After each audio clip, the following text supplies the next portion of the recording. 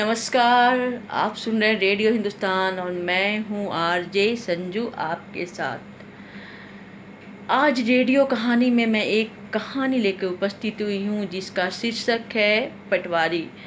ये कहानी मैंने नहीं लिखी है, पर यह कहानी मुझे बहुत अच्छी लगी, इसलिए मैं इस कहानी को आप सभी श्रोताओं के साथ साझा करना चाहती हूँ। एक शहर में एक कलेक्टर रहता था। कलेक्टर का अपना मकान था। उसी के मकान के सामने एक पटवारी ने भी मकान खरीद लिया। कलेक्टर के 2 बच्चे थे, पटवारी के भी 2 बच्चे थे।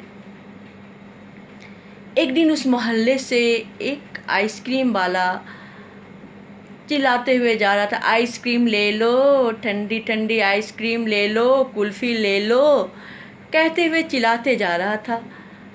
पटवारी के बच्चों का मन लालायित हो गया आइसक्रीम खाने के लिए। वैसे बच्चों का स्वभाव ही होता है, आइसक्रीम देख के पानी आ जाना मुंह में। बच्चे क्या, बड़े को भी आइसक्रीम देखकर मुंह से पानी आ जाती है। खैर, पटवारी के बच्चे आइसक्रीम देखकर ललचने लगे और उन्होंने अपने पिता से कहा, पिताजी मुझे आइसक्रीम खानी है।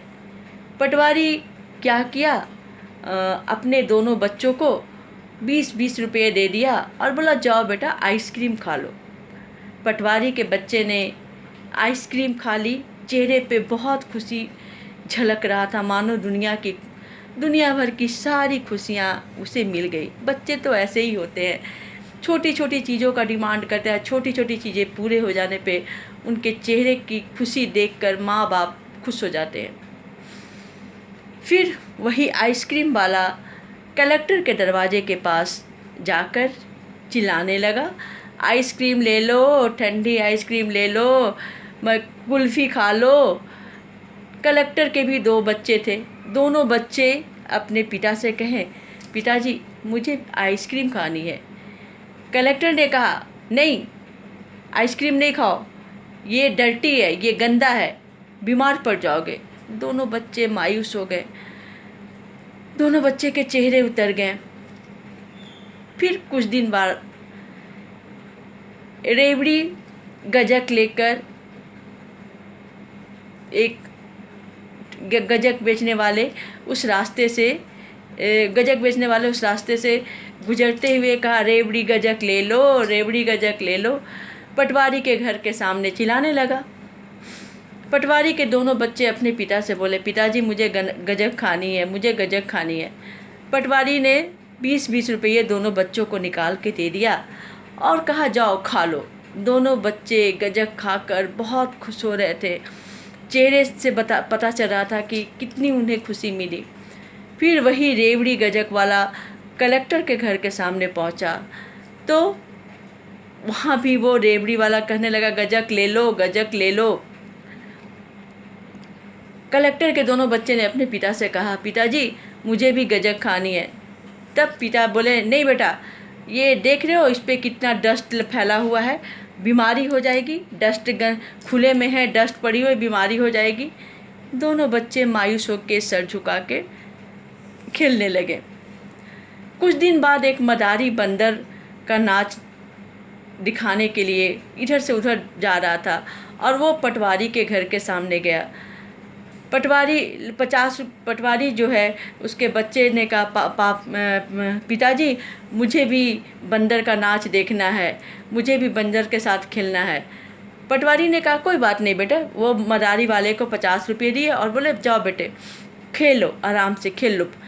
बच्चे खेलकर चेहरे पे संतोष भाव लेकर घर में आ गए। फिर वही मदारी वाला ये कलेक्टर के घर के सामने गया। कलेक्टर के बच्चे ने कहा, मुझे भी खेलना है बंदर से। तो कलेक्टर ने कहा अपने दोनों बच्चों को कि अरे बंदर के साथ खेलोगे, ये जानवर है, काट लेगा। दोनों बच्चे एकदम मायूस से होके चुपचाप दोनों बच्चे सर झुका के खड़े हो गए। कुछ दिन बाद कलेक्टर ने अपने दोनों बच्चों से कहा, बच्चों तुम बड़े होकर क्या बनना चाहोगे? दोनों बच्चों ने तपाक से उत्तर दिया, पटवारी। कलेक्टर बच्चों की मुंह ताकते रह गया। सच बच्चे होते ही ऐसे हैं। बच्चे गंदगी, ऊंच नीच, छुआछूत को नहीं मानते हैं। छोटी छोटी बातों में उन्हें खुशी महसूस होती है। तभी तो कलेक्टर के बच्चों ने कहा कि उसके मन में कहीं ना कहीं ये लग रहा होगा कि पटवारी के बच्चे कितने अच्छे से जी रहे हैं, कोई पाबंदियां नहीं, जो चाहे सो मिल गया, और मेरे घर में कलेक्टर होते हुए भी हम हर खुशी से वंचित है। तो उनके नज़र में पटवारी जो है वो बनना, उन्हें लगा कि पटवारी सबसे बड़ा चीज़ होता है, तभी तो सभी अपने बच्चों को खुश रख सकता है। इसलिए इस कहानी से ही सबक मिलती है कि बच्चों की कोमल भाव को कभी ना कुचलें।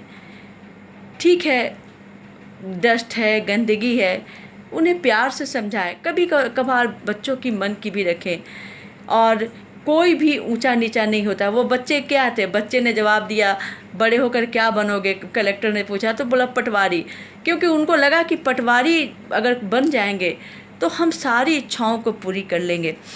इसी के साथ मैं विदा लेती हूँ, मैं संजू सन विदा लेती हूँ, और मैं यही कहना चाहूँगी सभी से कि जल बचाएं, बच्चों को सिखाएं, पेड़ लगाएं, धरती बचाएं। जय हिंद, जय भारत।